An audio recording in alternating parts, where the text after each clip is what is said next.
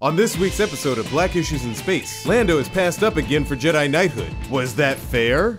We'll be talking to deceased Jedi Master Micah Giet on Yavin 4, Asim Abdul Kafar of the Black Diaspora Project, as well as Lando himself, and of course the Reverend Al Sharpton.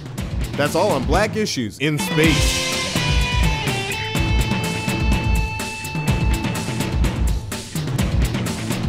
And following that, they were one of the hottest groups in the 80s. Family Act DeBarge was #1 on all the charts. But they kept a dark secret. I could sing too. How come I couldn't be in the group, L? Chico? Bunny, remember me?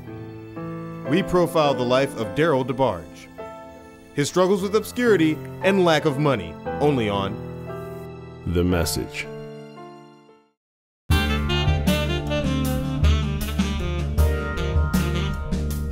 Welcome to Black Issues in Space. I'm your host, Asim Abdul Kafar. You know me from the Black Diaspora Project, and I'm also the author of Black Like You, Not Like Me, out now on Penguin Paperback. Today we're discussing whether or not Lando Calrissian should be allowed to become a Jedi. Gentlemen, thank you for joining me today.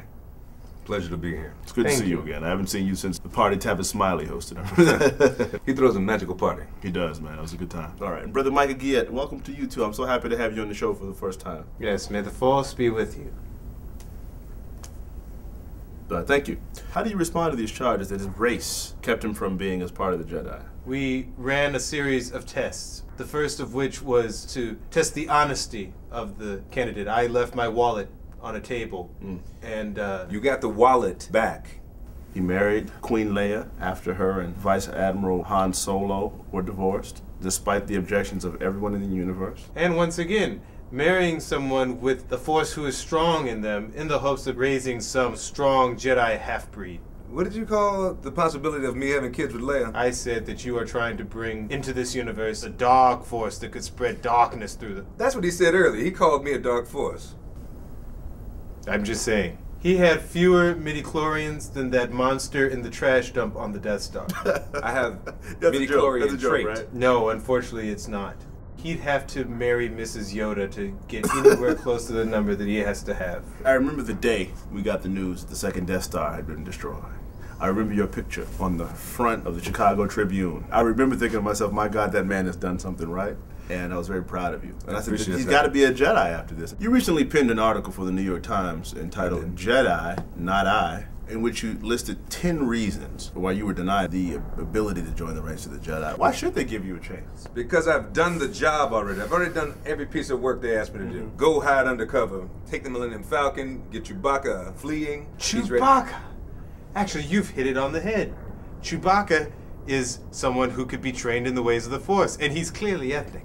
You were the only African American chosen that year, and Master Windu is by you every step of the way. It seems as if you yourself benefited from some sort of affirmative action, which is now being denied to the brother over here. He's a friend of mine for many, many years. This is very true. In fact, your father and Mace Windu were war buddies, were they not? They were in the first rebellion. Recent evidence has shown your training as it began under Master Windu, and you didn't talk like you talk now. Can we please roll the tape of Master Giet at his first training session, please? Hey, shawty, let me hold that blaster. I was raised in a mixed household. I think it's time we settle this.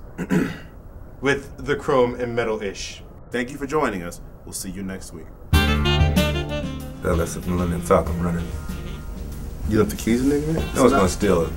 This is not really a good neighborhood. And I think the next time you come on the show, you need to put the thing in park and get the keys out. I think you need to move your show to another venue where I can park safely. This is the only studio we could afford. I'm sorry we're in Detroit. I have not been this annoyed since Jar Jar Binks.